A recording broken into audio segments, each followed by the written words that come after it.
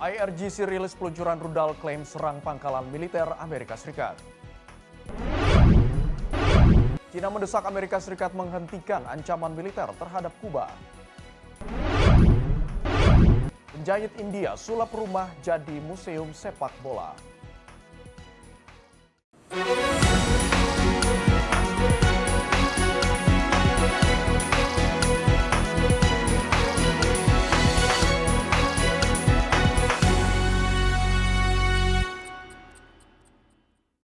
Halo pemirsa, senang sekali program Sorotan Dunia kembali hadir menyapa Anda, di mana kami akan menyajikan berbagai informasi yang terjadi dari dunia internasional. Bersama saya Abdi Azwar Sahi, berikut kita awali Sorotan Dunia selengkapnya. Pemirsa, kita awali Sorotan Dunia hari ini dengan informasi dari sebuah kapal kargo dilaporkan terbelah dua dan tenggelam di Selat Hormuz setelah diduga bertabrakan dengan kapal lain yang belum diketahui identitasnya. Seluruh 23 awak kapal berhasil diselamatkan oleh otoritas Iran. Rekaman yang dirilis media Iran pada Selasa memperlihatkan kapal kargo dalam kondisi sebagian tenggelam, sebagian besar bagian tengah kapal terlihat sudah berada di bawah permukaan air, sementara perahu cepat melintas di sekitar lokasi kejadian. Laporan menyebut kapal kargo Luni yang juga berusia 32 tahun dan terdaftar di St. Kitts sedang berlabuh di lepas pantai Bandar Abbas ketika insiden terjadi. Tabrakan menyebabkan lambung kapal mengalami kerusakan parah hingga terbelah menjadi dua. Menurut otoritas Iran, kecelakaan terjadi pada dini hari Selasa setelah kapal kargo menabrak kapal yang juga belum diketahui identitasnya. Benturan tersebut membuat air masuk ke dalam kapal dan memaksa kapten mengeluarkan perintah evakuasi darurat. Tim penyelamat berhasil mengevakuasi seluruh 23 awak kapal ke Pulau Qasim. Otoritas Iran menyatakan seluruh pelaut dalam kondisi selamat dan tidak dilaporkan ada korban jiwa. Hingga kini penyebab pasti tabrakan masih dalam penyelidikan. Pihak berwenang juga belum mengungkap identitas kapal lain yang diduga terlibat dalam insiden tersebut. Tim redaksi Simpo TV melaporkan. Kota Shenyang di Provinsi Liaoning, Tiongkok berangsur pulih setelah diterjang banjir akibat topan Bavi. Petugas terus kebut pembersihan lumpur dan puing, sementara warga perlahan kembali menjalani aktivitas sehari-hari. Sisa-sisa banjir masih terlihat di sejumlah sudut kota Shenyang. Petugas kebersihan berjibaku membersihkan lumpur, mengangkut puing-puing, serta mengevakuasi kendaraan yang rusak akibat terendam banjir. Seorang kurir pengantar makanan mengaku sempat kesulitan mengantar pesanan karena banyak jalan tertutup genangan air. Namun berkat upaya pemerintah mengeringkan jalan semalam penuh, sebagian besar akses kini sudah kembali dapat dilalui dan aktivitas berangsur normal. Sementara itu, seorang warga mengatakan hujan deras yang mengguyur Shenyang selama beberapa hari terakhir menyebabkan saluran drainase meluap dan merusak tanaman di pekarangannya. Meski demikian, kondisi kini sudah jauh membaik dengan cuaca yang kembali cerah. Shenyang menjadi salah satu wilayah yang paling terdampak topan Bavi di Provinsi Liaoning. Bencana ini memaksa sekitar 260.000 warga mengungsi. Taifun Bavi mendarat di Tiongkok pada Sabtu lalu dan kini telah melemah menjadi badai tropis. Tim redaksi Simpo TV melaporkan. Pemirsa, Direktur Jenderal Organisasi Kesehatan Dunia atau WHO, Tedros Adhanom Ghebreyesus menyatakan wabah Ebola di Republik Demokratik Kongo kini menjadi wabah terbesar ketiga yang pernah tercatat. Ia memperingatkan penyebaran penyakit berlangsung lebih cepat dibandingkan respons yang diberikan. And in the past months, it has expanded faster than any previous outbreak. So far, 2,073 cases have been reported with 796 deaths. Dalam konferensi pers di Jenewa pada Kamis waktu setempat, Tedros mengatakan hingga saat ini telah dilaporkan lebih dari 2.000 kasus Ebola dengan hampir 800 kematian. Menurutnya, laju penyebaran wabah kali ini lebih cepat dibandingkan wabah Ebola di Kongo pada tahun 2018 hingga 2019. Provinsi Ituri masih menjadi wilayah yang paling terdampak. Lebih dari 80% kasus baru ditemukan di luar daftar kotak yang telah dipantau. Sementara sekitar 2/3 korban meninggal tidak sempat mendapatkan perawatan di fasilitas kesehatan. And in the past months, it has expanded faster than any previous outbreak. So far, 2,073 cases have been reported with 796 deaths. By comparison, the 2018-2019 Ebola outbreak in DRC took more than 10 months to reach 2,000 confirmed cases. WHO bersama para tim mitranya telah memperluas kapasitas laboratorium dan fasilitas perawatan. Lebih dari 21.000 petugas komunitas telah dilatih, serta uji coba pengobatan dan vaksin baru terus dilakukan.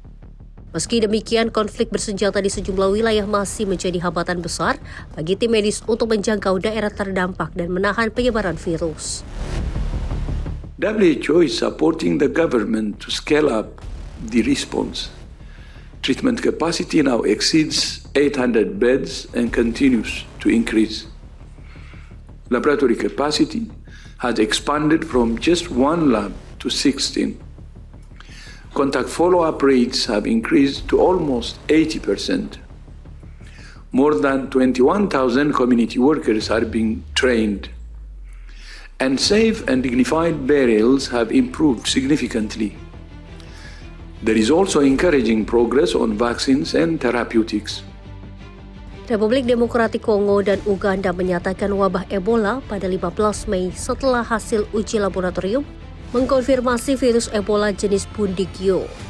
2 hari kemudian, WHO menetapkan wabah tersebut sebagai darurat kesehatan masyarakat yang menjadi perhatian internasional.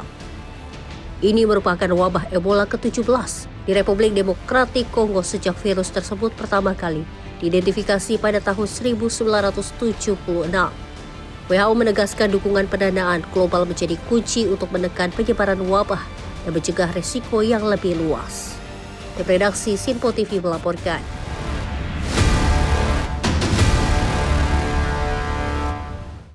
Sementara itu, gelombang panas ekstrim yang melanda Perancis memaksa pemerintah mengurangi produksi listrik dari sejumlah reaktor nuklir. Peningkatan suhu air sungai membuat sistem pendingin reaktor dibatasi untuk melindungi ekosistem lingkungan.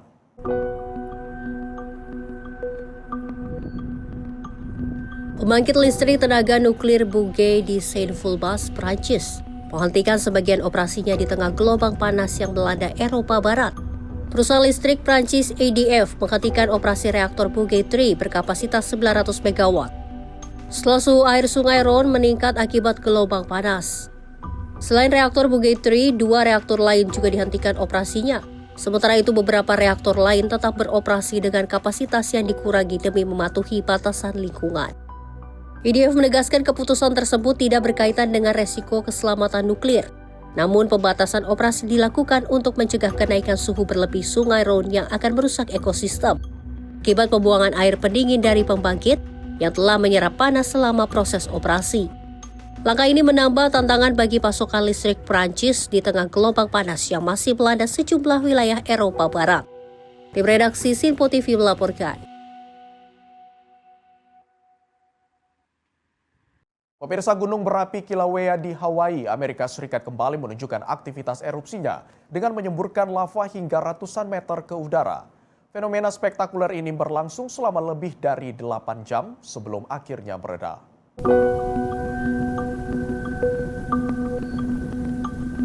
Rekaman video memperlihatkan semburan lava pijar menjulang tinggi dari kawah Halmea-Uma'u, disertai aliran batu cair yang mengalir menuruni dinding kawah.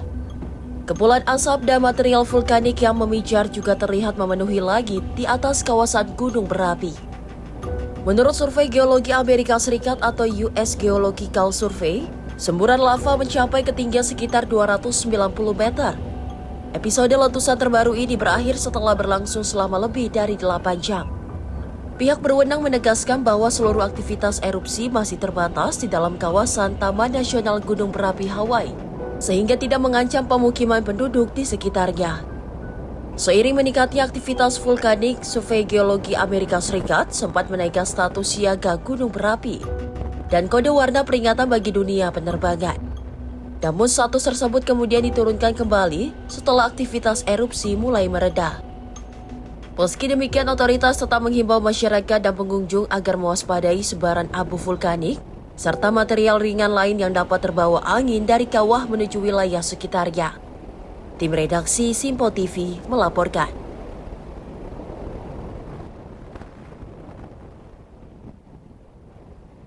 Kebakaran hutan besar masih melanda Provinsi Zaragoza di timur laut Spanyol. Lebih dari 4.500 hektar hutan dan lahan pertanian hangus terbakar dan memaksa ratusan warga untuk mengungsi.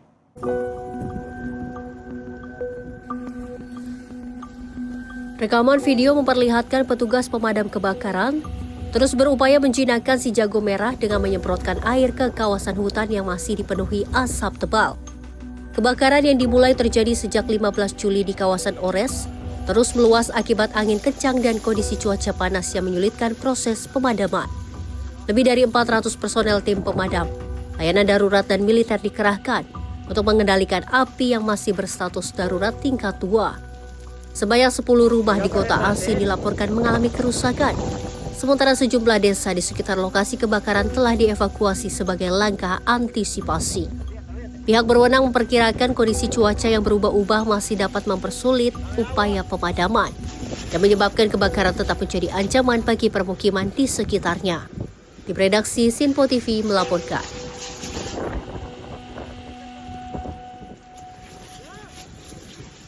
Sementara itu kebakaran hutan yang melanda distrik Milas, Provinsi Mugla, Turki memaksa evakuasi hotel dan kawasan wisata di tengah musim libur musim panas. Ratusan petugas diterjunkan dengan dukungan pesawat dan helikopter untuk mengendalikan api yang cepat menyebar.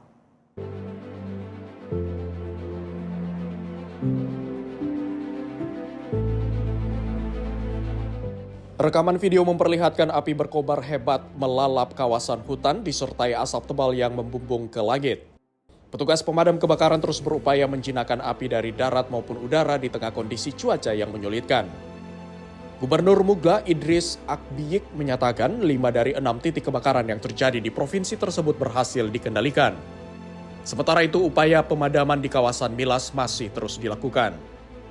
Menurut pihak berwenang, suhu udara yang tinggi dan kelembaban yang rendah mempercepat penyebaran api. Kondisi tersebut memaksa otoritas mengevakuasi hotel dan kawasan liburan sebagai langkah pencegahan. Sebanyak 1.120 orang berhasil dievakuasi ke lokasi yang lebih aman.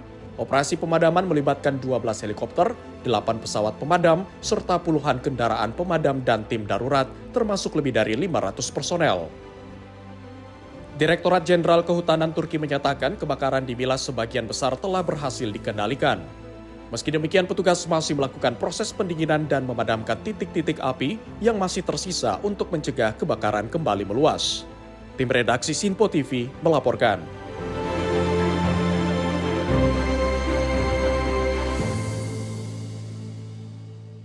Pemirsa, sebuah rumah sakit khusus kanker di kota Ahwas, Iran Barat Daya dievakuasi setelah otoritas Iran mengklaim sebuah proyektil Amerika Serikat jatuh di dekat fasilitas tersebut.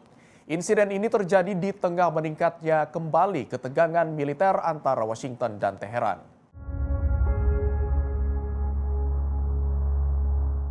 Rekaman video memperlihatkan asap tebal dan api membumbung di dekat rumah sakit Syahid Baghei di kota Ahwas.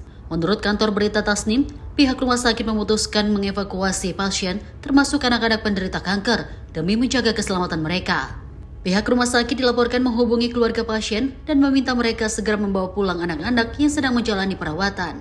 Langkah tersebut diambil setelah Iran mengklaim sebuah proyektil Amerika Serikat mendarat di dekat gedung rumah sakit. Hingga saat ini pemerintah Amerika Serikat belum memberikan tanggapan khusus terkait laporan tersebut. Namun Komando Pusat Militer Amerika Serikat atau CENTCOM mengonfirmasi telah mengakhiri gelombang serangan terhadap Iran pada 15 Juli waktu setempat. Menurut CENTCOM, serangan ditujukan ke pusat komando, sistem pertahanan udara, kemampuan rudal dan drone, serta fasilitas pengawasan pantai Iran. Washington menyebut operasi itu bertujuan mengurangi kemampuan Iran mengancam pelayaran komersial di Selat Hormuz. Di sisi lain, Iran menyatakan telah membalas serangan dengan menargetkan posisi militer dan Angkatan Laut Amerika Serikat di berbagai wilayah. Ketegangan ini terjadi meski kedua negara sebelumnya menandatangani nota kesepahaman untuk menghentikan konflik dan memulai pembicaraan terkait Selat Hormuz, sanksi, serta program nuklir Iran. Masing-masing pihak kini saling menuduh telah melanggar kesepakatan tersebut. Tim redaksi Sinpo TV melaporkan.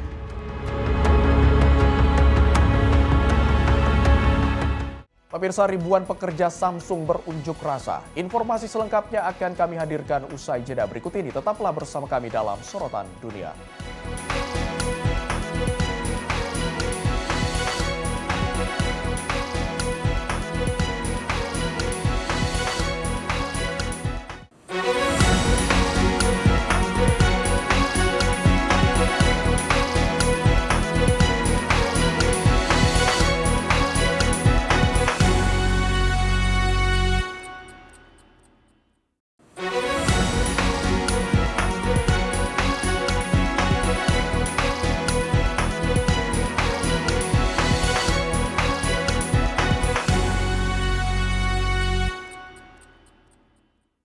Terima kasih pemirsa, Anda masih bersama kami dalam Sorotan Dunia.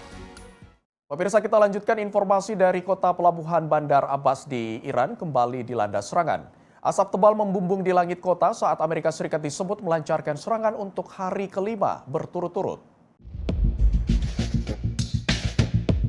Kepulan asap hitam membumbung tinggi dan menyelimuti langit Bandar Abbas setelah serangan memicu ledakan besar di sejumlah titik di kota pelabuhan tersebut. Rekaman video lain memperlihatkan sebuah kendaraan hancur akibat berada sangat dekat dengan titik ledakan. Sementara sejumlah jembatan di kawasan Bandar Abbas dilaporkan menjadi sasaran serangan. Amerika Serikat menyatakan serangan ini merupakan bagian dari operasi militer yang telah berlangsung selama 5 hari berturut-turut di tengah memanasnya konflik dengan Iran. Hingga kini belum ada keterangan resmi mengenai jumlah korban maupun besarnya kerusakan akibat serangan terbaru tersebut. Namun ketegangan di kawasan Timur Tengah terus meningkat di tengah perseteruan antara Iran dan Amerika Serikat yang kian memanas. Tim redaksi Sinpo TV melaporkan. Gedung Putih menegaskan Selat Hormuz tetap terbuka bagi pelayaran internasional. Namun Amerika Serikat resmi memberlakukan blokade maritim terhadap pelabuhan-pelabuhan Iran sebagai bagian dari peningkatan tekanan terhadap Teheran. Juru bicara Gedung Putih Caroline Leavitt menyatakan militer Amerika Serikat akan mengerahkan blokade terhadap seluruh kapal yang menuju maupun meninggalkan pelabuhan Iran. Kebijakan tersebut diklaim bertujuan meningkatkan tekanan ekonomi dan keamanan terhadap Iran di tengah memanasnya hubungan kedua negara. Sure. Well, two separate questions. First, let me address what's happening in the Strait right now. We know that there is a blockade of ships directed by the president for ships entering and departing Iranian ports only. This has been fully implemented and is in full force. This blockade was reimposed due to Iran's inability to honor their agreement with the United States of America.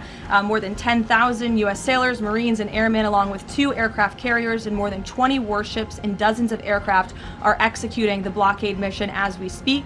And during the first 24 hours of the blockade, U.S. CENTCOM has redirected 2 compliant commercial vessels and disabled 1 non-compliant vessel. So look, the Strait is open for ships that are not traveling to and from Iranian ports specifically, and the U.S. Navy is there to ensure that can take place. With respect to gas prices, as you know, the price of oil right now is approximately $80 a barrel, maybe a little less. Before I came out here, that's what it was at. Gas prices are down approximately 60 cents a gallon off the peak of this conflict, and the president was honest with the American people from the beginning. There may be temporary disruptions in the oil market, but what we haven't seen is what all of the naysayers said, that there would be massive increases in the price of oil that so many warned about. And that's in large part because of the president's domestic energy policies here at home to revamp our domestic production here, but also the administration has taken many swift actions to mitigate these temporary disruptions. As you know,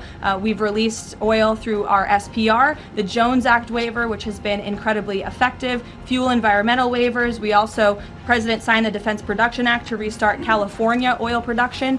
So all of these very swift and mighty actions on behalf of this administration have led to a rather stable oil market, and the president will continue to do all he can to ensure prices come down, stay stable for the American people and the American consumer until the end of this conflict. And ultimately, I think Americans should keep in mind why we're doing this in the first place, to ensure that Iran, a terror state, can never obtain a nuclear weapon. Gedung Putih menegaskan kebijakan ini berbeda dengan penutupan jalur pelayaran internasional. Washington menyebut kebebasan navigasi di Selat Hormuz akan tetap dijaga, meski pengawasan terhadap aktivitas maritim Iran diperketat. Langkah tersebut menyusul pengumuman Komando Pusat Militer Amerika Serikat atau CENTCOM, yang menyatakan blokade akan diberlakukan terhadap seluruh lalu lintas kapal ke dan dari pelabuhan Iran. Kebijakan ini diperkirakan akan menambah ketegangan di kawasan Teluk, mengingat Selat Hormuz merupakan salah satu jalur pengiriman minyak paling penting di dunia. Tim redaksi Sinpo TV melaporkan. Warga lingkungan Al-Zaitun di kota Gaza mengaku semakin cemas setelah garis kuning yang ditetapkan militer Israel bergeser lebih dekat ke tenda-tenda pengungsi. Kondisi ini membuat aktivitas militer berada semakin dekat dengan permukiman sementara warga. Rekaman pada Kamis waktu setempat memperlihatkan penghalang beton berwarna kuning berdiri di tengah puing-puing bangunan. Sejumlah warga terlihat memindahkan barang-barang mereka menggunakan kendaraan dan gerobak yang ditarik oleh hewan. Warga mengaku tidak lagi merasa aman karena suara tembakan dan pecahan peluru terdengar hampir setiap malam. Mereka juga menghadapi kondisi lingkungan yang buruk dengan banyaknya serangga dan tikus di sekitar tenda pengungsian. لهذه اللحظة يمكن تنقلت من مكان لمكان يمكن 12 مرة رغم إنه البيت تدمر ورجعنا سكننا فيه وبرضه تدمر مرة ثانية ومسحوه مسحتين وقاعدين في خيم والحمد لله وما أدراك ما الخيم. أنت مش سلمان من الشظايا ومن الطخ ومن غيره طول الليل رعب الأطفال اللي بيزيد الطين بلة طبعا الزواحف اللي بتشوفها والحشرات والفئران والخط الأصفر رغم هيك أنتم شايفينه هي مقابلنا تماما لا يبعد عدة أمتار. أنا وراء هذا الردم تماما بالضبط يعني يمكن 100 متر البيت موجود منها. ولاد عمي لا يبعد 50 متر. Garis kuning kini berjarak sekitar 50 meter dari tenda-tenda pengungsi. Menurut warga, kondisi tersebut membuat banyak keluarga tidak memiliki tempat lain untuk mengungsi. Laporan kantor PBB untuk koordinasi urusan kemanusiaan atau OCHA yang dirilis pada 14 Juli menyebut penanda garis perbatasan telah bergeser ke arah utara. Laporan itu juga mencatat adanya pergerakan tank Israel setiap hari, pembangunan tanggul pasir, serta sering terjadinya baku tembak di wilayah tersebut. Militer Israel dalam pernyataannya pada Kamis mengatakan pasukannya telah menghancurkan 4 gudang senjata Hamas yang diklaim digunakan untuk menargetkan pasukan Israel di dekat garis kuning. Namun militer tidak memberikan tanggapan atas laporan mengenai bergesernya garis tersebut. Sebelumnya Perdana Menteri Israel Benjamin Netanyahu menyatakan pasukan telah menguasai sekitar 60% wilayah Gaza dan menargetkan penguasaan hingga 70% kawasan tersebut. Tim redaksi Sinpo TV melaporkan. Pemirsa, Korps Garda Revolusi Islam Iran atau IRGC merilis rekaman yang diklaim menunjukkan peluncuran sejumlah rudal ke pangkalan militer Amerika Serikat. Aksi ini diklaim sebagai bagian dari operasi Nasr II di tengah memanasnya konflik antara Teheran dan Washington. Korps Garda Revolusi Islam Iran pada Kamis merilis video yang diklaim menunjukkan peluncuran sejumlah rudal ke arah pangkalan militer Amerika Serikat di kawasan Timur Tengah. Dalam rekaman tersebut terlihat peluncuran berbagai jenis rudal. Pada sejumlah rudal juga terlihat gambar pemimpin tertinggi Iran saat ini, Mojtaba Khamenei, serta mantan pemimpin tertinggi Iran, mendiang Ali Khamenei. Hingga saat ini tanggal maupun lokasi pengambilan video tersebut belum dapat dipastikan. IRGC menyatakan serangan dilakukan dalam rangkaian operasi Nasr II dengan sasaran pangkalan militer Amerika Serikat di Yordania, Kuwait, dan Bahrain. Di sisi lain, pemerintah ketiga negara menyatakan sistem pertahanan udara mereka berhasil mencegat rudal yang diluncurkan dari Iran. Serangan ini menjadi bagian dari rangkaian eskalasi terbaru antara Amerika Serikat dan Iran yang terus meningkat dalam beberapa hari terakhir. Tim redaksi Sinpo TV melaporkan. Sebuah mural berukuran besar yang menampilkan Presiden Amerika Serikat Donald Trump di dalam peti mati muncul di lapangan Enghilab, Teheran. Mural ini dipasang di tengah kembali memanasnya ketegangan militer antara Iran dan Amerika Serikat. Sebuah mural di Teheran menarik perhatian warga. Mural ini menampilkan tulisan dalam bahasa Persia dan Inggris yang berbunyi, "Bunuh Trump." Di lokasi yang sama terpasang spanduk bergambar makam dengan foto Senator Amerika Lindsey Graham bertuliskan, "Impianmu akan kemenangan akan terkubur bersamamu." Sejumlah warga menyebut mural itu mencerminkan semangat perlawanan rakyat Iran di tengah memanasnya konflik dengan Amerika Serikat dan Israel. ما همونطوری که در مثلا مراسم تشییع دیدیم پرچم‌های سرخ انتقام بود. خب این بیانگر حس عمومی جامعه است نسبت به این اتفاقی که افتاده. اتفاق بزرگی افتاده. آقا رهبر جامعه ما ولی ما رو شهید کردن.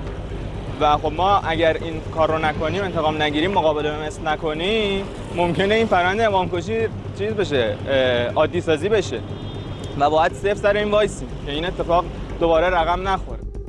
Pemasangan mural ini terjadi setelah serangkaian serangan udara Amerika Serikat ke sejumlah target di Iran dan serangan balasan Teheran ke pangkalan militer Amerika Serikat di kawasan Teluk. Situasi semakin memanas setelah Washington mengumumkan kembali blokade terhadap lalu lintas maritim ke dan dari pelabuhan Iran. Sementara itu, Teheran menegaskan tidak akan menerima campur tangan Amerika Serikat di kawasan Selat Hormuz. Tim redaksi Sinpo TV melaporkan. Pemirsa, pada hari Selasa waktu setempat sejumlah mural baru bermuatan pesan anti Amerika Serikat dan Israel muncul di lapangan Palestina, Teheran pada Selasa. Karya seni ini hadir di tengah memanasnya kembali konflik militer antara Iran dan Amerika Serikat di kawasan Timur Tengah. Salah satu mural berukuran besar menutupi fasad sebuah gedung dengan menampilkan ilustrasi gedung putih yang dilalap api. Di bagian depannya terlihat peti mati berbalut bendera Amerika Serikat yang menampilkan foto Presiden Donald Trump dan sejumlah pejabat lainnya. Di samping ilustrasi tersebut, terpasang sebuah slogan berbunyi darah dibalas darah, mata dibalas mata. Sementara layar digital di kawasan itu menampilkan pesan-pesan lain, termasuk menuju puncak tanpa berhenti, serta kutipan yang dikaitkan dengan Imam Hussein. Lapangan Palestina di Teheran selama ini dikenal sebagai lokasi pemasangan mural dan instalasi politik yang menyoroti isu-isu terkait Amerika Serikat dan Israel. Tampilan mural di kawasan tersebut kerap berubah mengikuti perkembangan situasi politik dan keamanan di Timur Tengah. Pemasangan mural terbaru ini berlangsung saat Amerika Serikat terus melancarkan serangan udara terhadap sejumlah target di Iran. Di saat yang sama, Teheran melakukan serangan balasan yang menargetkan fasilitas militer Amerika Serikat di kawasan. Di tengah meningkatnya ketegangan, militer Amerika Serikat juga mengumumkan rencana pemberlakuan kembali blokade terhadap lalu lintas maritim menuju dan dari pelabuhan Iran. Sementara itu, Korps Garda Revolusi Islam Iran menolak langkah tersebut dan menegaskan bahwa jalur perairan itu merupakan wilayah mereka. Sebelumnya pada 17 Juni, Iran dan Amerika Serikat menandatangani nota kesepahaman yang mencakup kesepakatan gencatan senjata dan dimulainya putaran pertama perundingan di Swiss.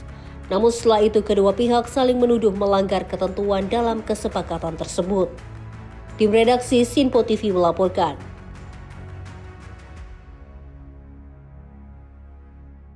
China mendesak Amerika Serikat untuk segera menghentikan ancaman militer dan seluruh bentuk blokade terhadap Kuba. Dalam konferensi pers di Beijing pada hari Kamis waktu setempat, juru bicara Kementerian Luar Negeri China, Lin Jian, menegaskan bahwa ancaman penggunaan kekuatan militer melanggar piagam PBB dan berisiko mengganggu perdamaian dunia. Pernyataan itu disampaikan menyusul laporan yang menyebut sejumlah pejabat senior Pentagon tengah mengkaji opsi militer terhadap Kuba. Namun laporan tersebut menyebut belum ada keputusan atau persetujuan dari Presiden Amerika Serikat Donald Trump terkait langkah tersebut. China menegaskan akan terus memberikan dukungan penuh kepada Kuba dalam menjaga kedaulatan nasional dan menolak segala bentuk campur tangan dari pihak luar. 美国国家民主基金会炮制发布的所谓报告，充斥谎言谬论和虚假信息，蓄意捏造、渲染所谓威权扩张的叙事，诋毁抹黑中国对外交往和国际合作，煽炒中国威胁论，居心叵测，行为恶劣，中方对此坚决反对。长期以来，美国国家民主基金会打着促进民主的幌子，颠覆他国政权，干涉别国内政，煽动分裂对抗，蛊惑干扰舆论，实施思想渗透，造成深重危害，早已劣迹斑斑，臭名昭著，为国际社会所不齿。中国始终坚持在和平共处五项原则基础上，同世界各国发展友好合作，坚持同世界共享发展机遇，维护国际公平正义，被公认为世界和平的建设者、全球发展的贡献者、国际秩序的维护者。我们敦促美国有关机构和个人端正对华认知，摒弃偏见傲慢，停止政治操弄，多关心自己国家的事儿。 Lin Jian juga menyatakan Amerika Serikat harus segera mengakhiri ancaman militer serta seluruh bentuk blokade terhadap Kuba. Ia menegaskan Beijing akan terus mendukung Havana dalam mempertahankan kedaulatannya. Pemerintah Cina selanjutnya menyinggung hasil sidang Majelis Umum PBB yang kembali menunjukkan dukungan mayoritas negara untuk mengakhiri embargo ekonomi, perdagangan dan keuangan Amerika Serikat terhadap Kuba yang telah berlangsung selama lebih dari 6 dekade. Dalam kesempatan yang sama, Cina juga menolak laporan National Endowment for Democracy yang menuduh Beijing dan Moskow memperluas pengaruh otoriter. Lin Jian menyebut laporan tersebut penuh kebohongan, disinformasi dan bermotif politik. Ia juga membantah tuduhan bahwa Cina sedang membangun sistem upeti modern di Asia melalui kekuatan ekonomi dan teknologinya.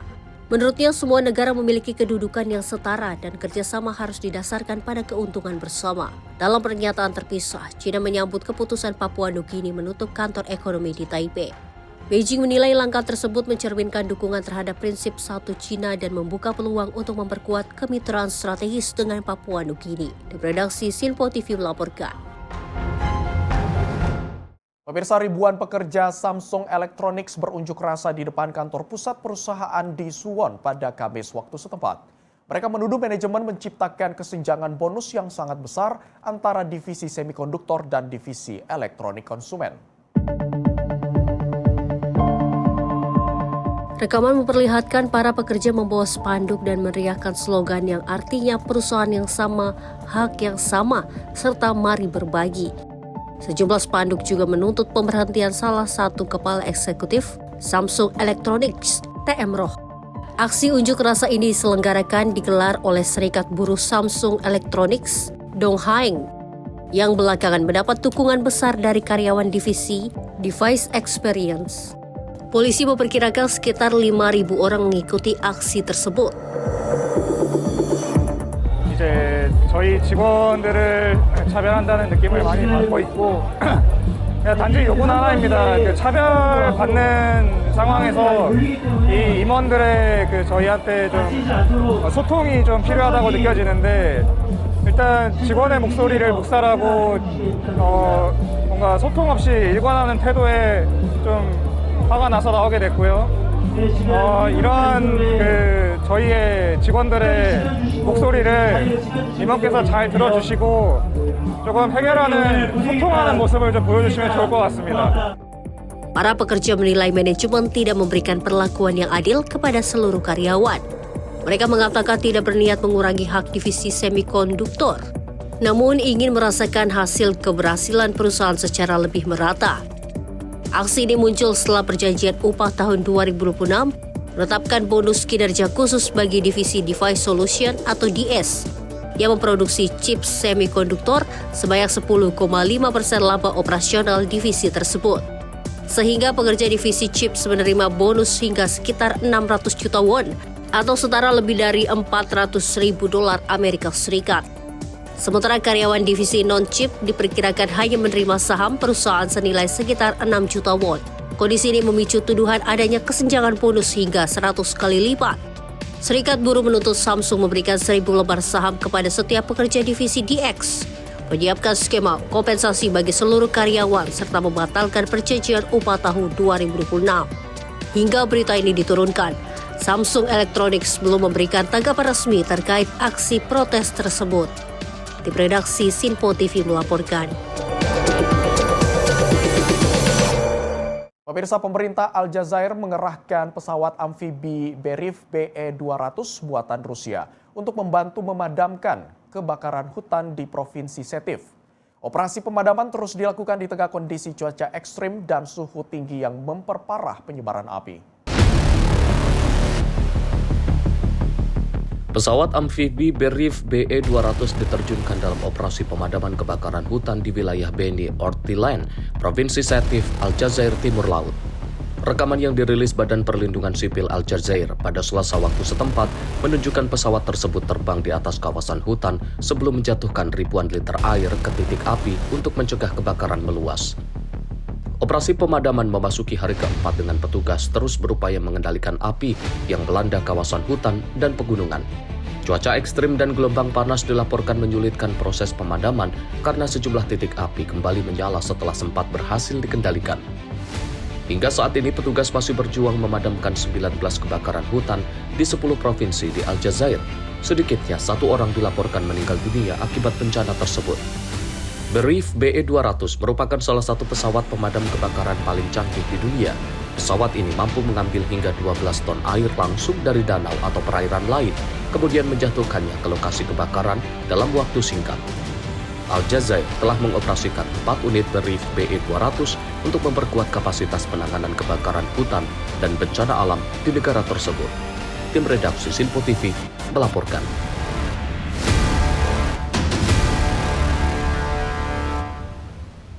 Pemirsa, usai jeda kami akan menghadirkan informasi dari penjahit India, sulap rumah menjadi museum sepak bola. Jangan kemana-mana, tetaplah bersama kami dalam Sorotan Dunia.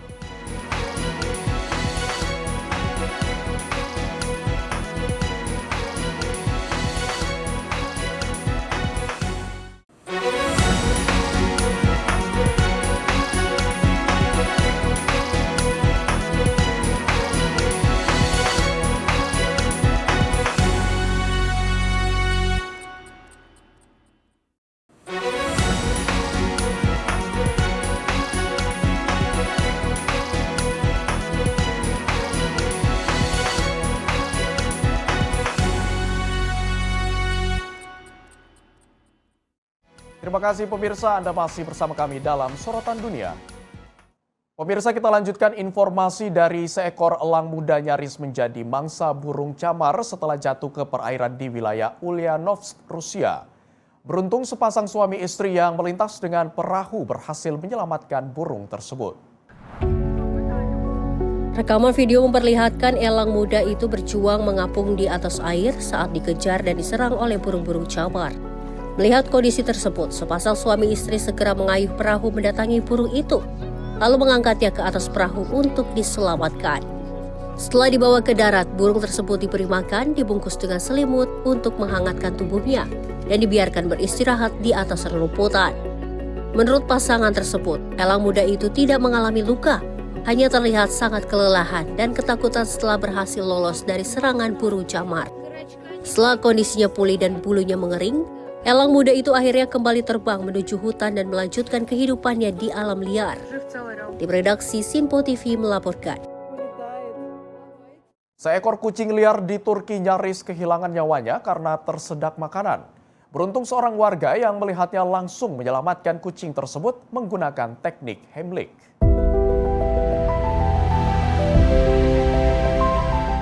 Berawal dari momen kritis saat seekor kucing liar di Turki nyaris kehilangan nyawanya saat tersedak.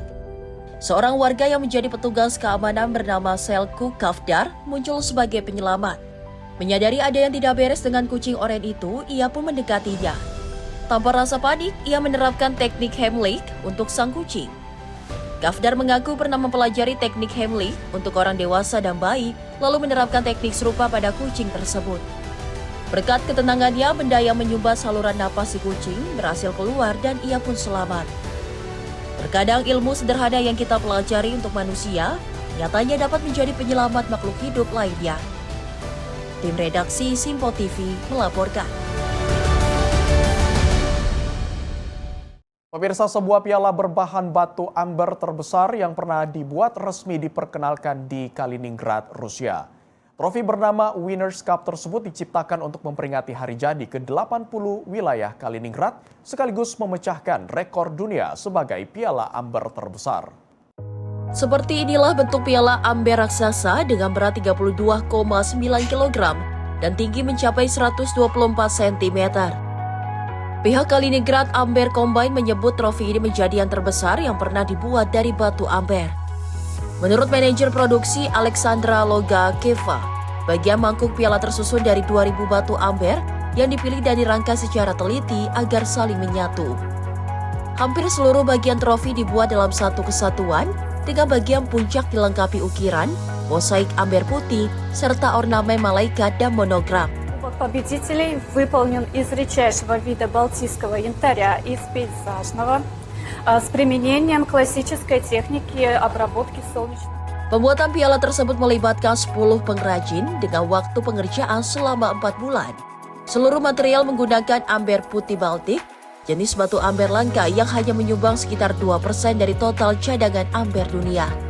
Чаша кубка создана из 2000 янтарных фрагментов, подобранных каждый друг к другу. Вся композиция целиковая, кроме навершия, которое также состоит из мозаики пейзажного янтаря. Камнерезные детали, ангелы, вензеля с применением художественной резьбы. Кубок создавали 10 сотрудников янтарного комбината в течение 4. Karya ini berhasil memecahkan rekor sebelumnya yang dipegang sebuah vas amber buatan tahun 1954 dengan tinggi 105 cm dan berat 10 kg. Piala Winners' Cup menjadi simbol perayaan 80 tahun berdirinya wilayah Kaliningrad yang diperingati setiap 4 Juli. Tim redaksi Simpo TV melaporkan.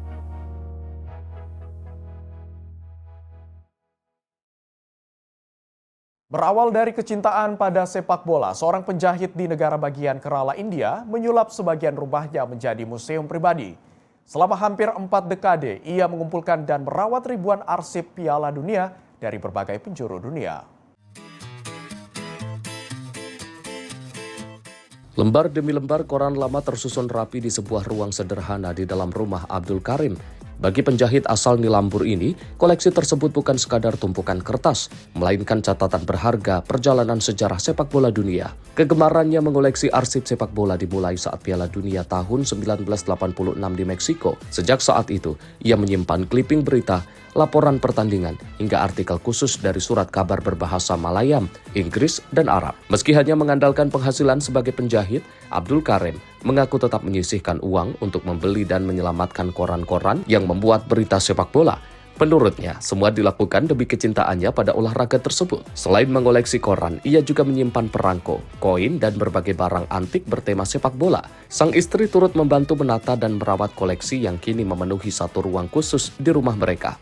Koleksi Abdul Karim sempat mengalami kerusakan parah akibat longsor Koral Malah pada Juli 2024. Namun peristiwa itu tidak menyurutkan semangatnya untuk terus mengumpulkan dan melengkapi arsip sejarah sepak bola dunia. Tim redaksi Simpo TV melaporkan. Pemirsa, gelombang panas ekstrim kembali melanda kota Chongqing di barat daya Tiongkok. Suhu yang menembus lebih dari 40 derajat Celcius membuat pemerintah mengerahkan kipas penyemprot kabut raksasa bagi warga yang beraktivitas di luar ruangan. Kipas-kipas penyemprot uap dingin berukuran besar dipasang di sepanjang jalan kuliner Guanyi Kiao, salah satu kawasan paling ramai di Chongqing. Semburan uap dingin dari alat tersebut membantu menurunkan suhu di sekitar jalan dan memberikan kesejukan bagi warga yang beraktivitas di luar ruangan.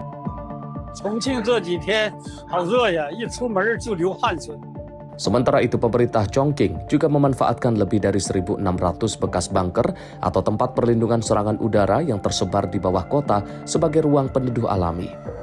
Sebagian fasilitas dilengkapi tempat duduk dan air minum gratis untuk membantu warga menghadapi gelombang panas yang masih berlangsung. Di tengah panas menyengat, banyak warga memanfaatkan fasilitas tersebut. Mereka dapat beristirahat, bermain kartu, hingga menghabiskan waktu bersama keluarga dalam suhu yang lebih sejuk. Tim redaksi Simpo TV melaporkan. Ratusan pengunjung memadati Songdo Convention Incheon saat Korea Drone UAM Expo 2026 resmi dibuka pada Rabu. Pameran ini menampilkan beragam inovasi drone, taksi udara, hingga sistem lalu lintas udara otonom.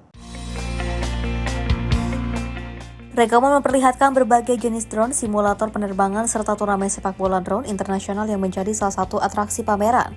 Para pengunjung terlihat mengamati teknologi terbaru dan berdiskusi dengan para peserta pameran. Salah satu pengunjung, Lee Yongji, mengaku tertarik melihat drone pengiriman yang juga dikembangkan untuk mendukung kebutuhan transportasi dan logistik.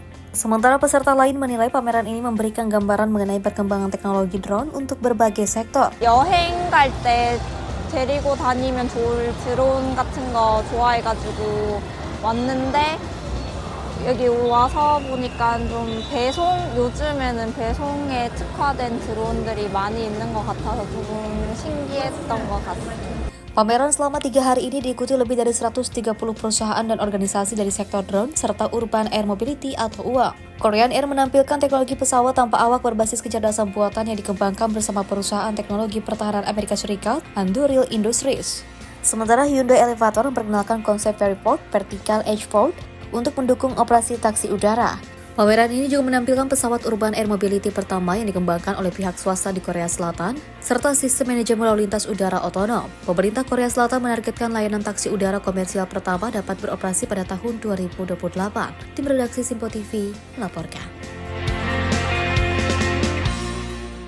Pemirsa, Rusia meluncurkan perjalanan perdana kereta wisata Russian North dari Moskow menuju wilayah paling utara negara tersebut. Dalam peluncurannya, otoritas setempat mengajak influencer dan blogger asal Malaysia, Indonesia, serta Cina untuk mempromosikan pariwisata Rusia kepada wisatawan internasional. Rekaman pada Selasa waktu setempat memperlihatkan para peserta berkumpul di stasiun Yorsvalsky, Moskow sebelum naik ke dalam kereta wisata. Mereka membawa barang bawaan dan juga memulai perjalanan menuju kawasan Arktik Rusia. Salah satu peserta dari Malaysia, Mai Kailan, mengaku ingin menjelajahi sisi lain Rusia selain Moskow dan juga Saint Petersburg. Menurutnya, wilayah utara menawarkan pengalaman baru untuk memahami luasnya negara tersebut. I'm trying to explore more about Russia because, like, as foreigner, we just know Saint Petersburg and Moscow. And here I have been, and now I like to explore more. Sementara itu, Wakil Direktur Jenderal Kereta Api Rusia, Ivan Kolesnikov, menyatakan para peserta akan menempuh perjalanan sejauh sekitar 4.500 km selama 1 pekan. Ia menyebut program ini menjadi bagian dari upaya memperkenalkan destinasi wisata Rusia melalui jalur kereta api.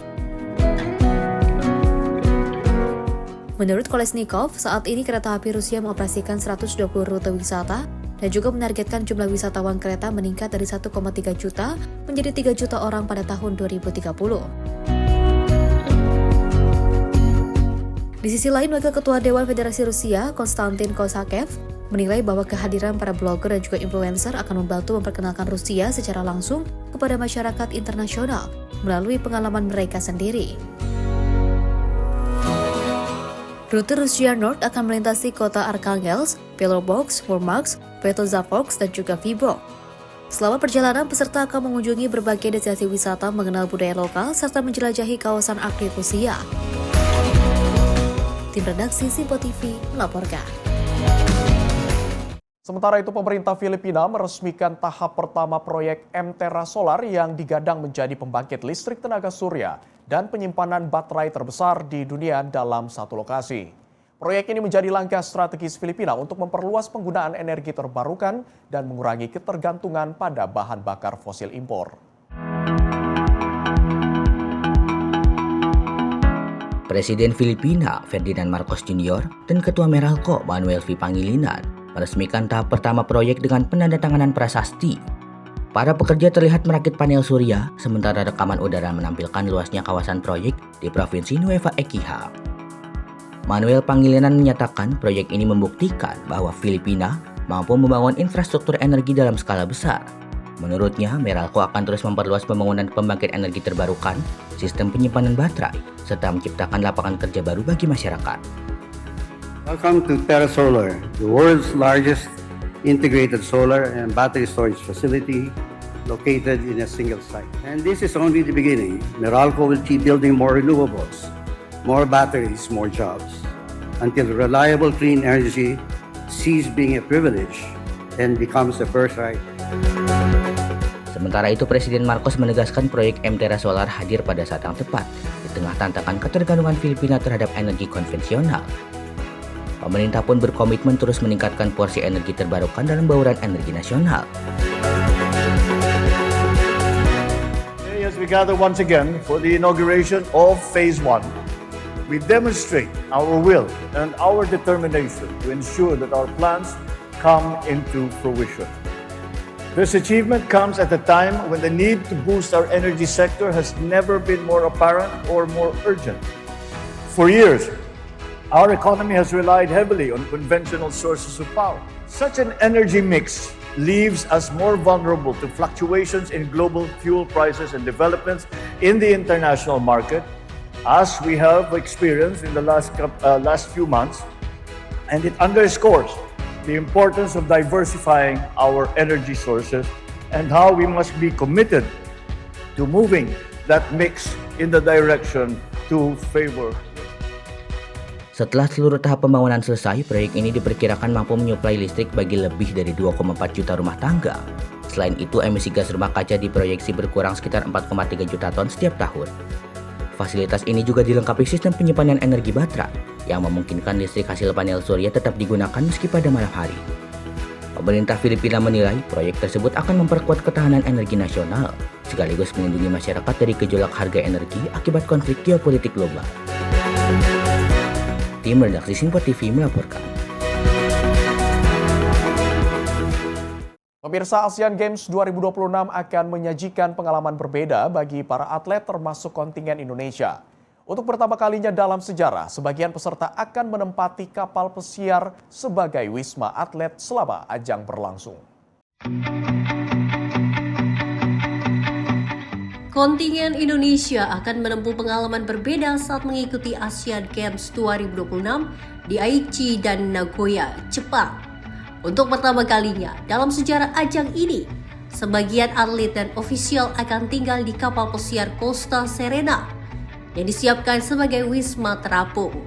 Kapal pesiar tersebut akan bersandar di pelabuhan Nagoya dan mampu menampung hingga 4.600 atlet serta ofisial.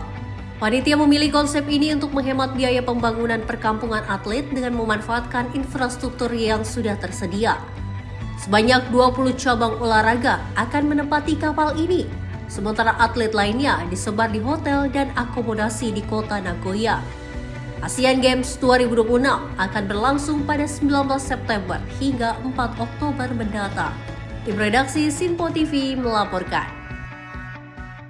Pemirsa, informasi tadi sekaligus mengakhiri jumpa kita dalam Sorotan Dunia edisi kali ini. Akhir kata saya, Abi Azwar Sahi, mewakili seluruh kerabat kerja yang bertugas. Pamit undur diri, sampai jumpa.